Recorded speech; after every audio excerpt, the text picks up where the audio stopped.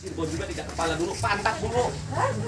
Iya, jadi kalau kita masuk itu harus mundur, pantat dulu. Nanti di dalamnya baru kita berbalik. Dan di sana ataupun di Pamijahan bukan Kesepuan itu, di mana lorong gua tersebut konon dalam sejarah Cirebon ini bisa tembus dari Pamijahan ke Keraton Cirebon, dari Pamijahan ke makam Sunan Gunung Jati. Ada yang mengatakan dahulu para aulia itu mengadakan acara naik haji melalui gua tersebut. Wallahualam bisawab betul atau tidaknya itu.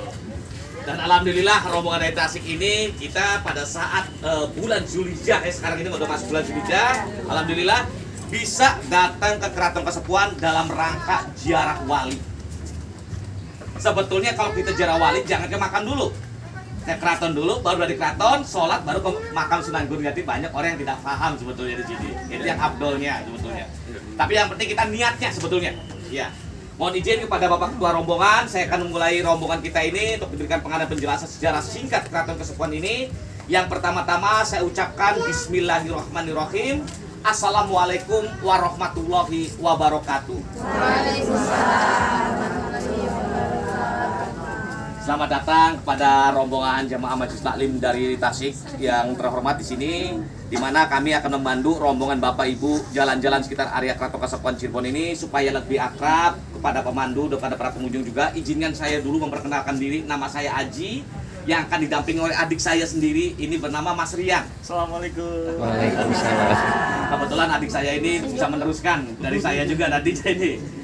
Jadi yang pertama-tama awal mula keraton ini dahulu lebih dikenal dengan sebutan Keraton Pakungwati.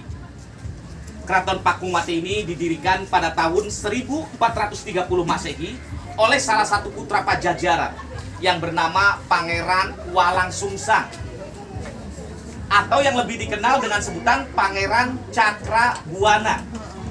Beliau adalah putra Prabu Siliwangi sekaligus kakak dari seorang Raden yang lebih dikenal dengan sebutan Raden Kian Santang. Paham semua ini. Cuma sayang ada sinetronnya ini. Betul kata Bapak Ketua ini, ada sinetronnya. Cuma sayang sinetron ini beralih ataupun berdampak itu beda dengan sejarah yang kami punya. Yang sebetulnya. Karena Kian Santang pada saat masuk Islam itu tidak pada usia masih kecil. Usia di atas 21 tahun. Dan diislamkannya itu oleh kakandanya sendiri bernama Pangeran Walang Sungsang. Ya.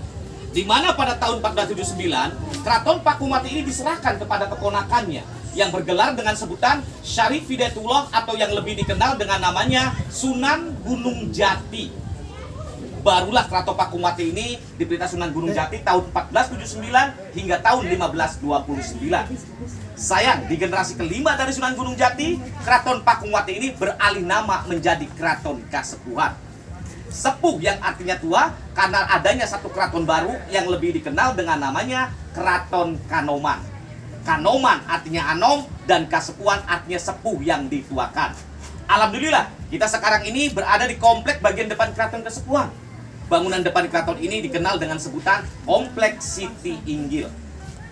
Siti itu artinya tanah, Inggil itu artinya tinggi, tanah yang ditinggikan. Yang dahulu di sini jadikan podium, tempat duduknya raja dengan permaisurinya. Alhamdulillah Bapak Ibu ini berada di tempat duduknya raja sekarang ini. Semoga kita yang duduk di sini mendapatkan syafaat berkah dari Allah Subhanahu Wa Taala. Datangnya tepat pada saat bulan Zulhijjah, bulan haji sekarang ini. Ya semoga yang belum naik haji, insya Allah bisa diluruskan naik hajinya ini. Amin. Jamaah doanya ini.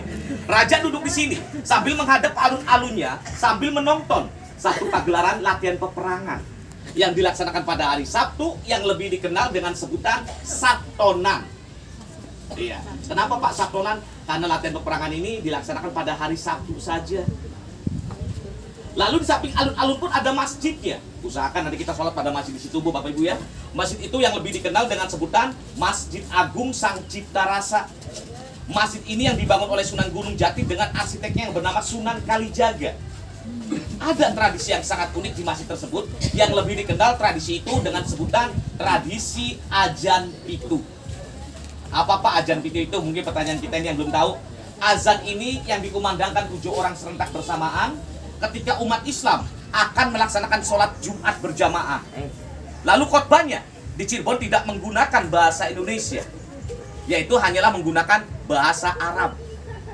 Jadi masyarakat yang sholat di Masjid Agung itu mau mengerti tidak bahasa khotbahnya, yang penting tujuannya satu, sama-sama berjamaah dulu Bapak Ibu. Yang penting kita cari pahalanya. Di bagian intinya terdapat 9 pintu, yang pintunya ini sengaja dibikin pendek, tingginya cuma 1 meter. Jadi apabila Bapak Ibu masuk ke dalam masjid utamanya, di bagian dalamnya harus nunduk dulu kepalanya. Kalau nggak nunduk resikonya kejedor. Betul kata Bapak, kata Ibunya. Ini alasannya ada Bapak Ibu, filosofinya juga ada. Seberapa kaya pun Ibu, kuat pun, cantik pun, gagah pun kita di dunia ini, banyak harta pun kita di dunia ini, apabila masuk masjid harus tunduk pada Allah Subhanahu wa taala. Dan 9 pintu pun kita jadikan simbol 9 lubang yang terdapat dalam tubuh kita Bapak Ibu, dalam tubuh manusia. Dalam tubuh kita ini terdapat 9 lubang. Yang diantaranya lubang itu lubang telinga 2, mata 2, hidung 2, mulut 1, mohon maaf. Ada 2 lubang lagi yang tertutup di bagian bawah, depan dan belakang. Mohon maaf saya nggak menyebutkan lubang apa itu namanya Bapak Ibu ya. Iya, simbol kesempurnaan. Kalau kita kurang lubang 1 berarti kita kurang sempurna. Makanya wali di tanah Jawa itu hanyalah ada 9, tidak ada 10. Nah, lalu dalam kompleks Inggil ini pun selain tempat duduknya raja, di sebelah timur ada tempat duduknya para penasihat raja. Ada pendopo yang lebih dikenal dengan namanya Mande Semartinandu. Sebagai sarana tempat duduknya para penasihat raja, cara duduknya mohon izin tidak seperti bapak ataupun ibu saat ini. Ada salah satunya yang sama duduknya dengan ibu yang bersila seperti ini. Beliau duduknya sama seperti ibu, tapi kepalanya nunduk. Kalau nggak nunduk resikonya kejedor. Ini adalah simbol menghormati raja yang duduk di Mande Malang Semberang ini. Lalu di sebelah baratnya tempat duduknya para panglima perang, namanya Mande Pandawa V sebagai tempat duduknya para panglima perang. Di belakangnya ada Mande Karsmen sebagai tempat pengabunya gamelan. Gamelan yang sangat sakral di Cirebon, yang lebih dikenal gamelan ini dengan sebutan gamelan sekaten.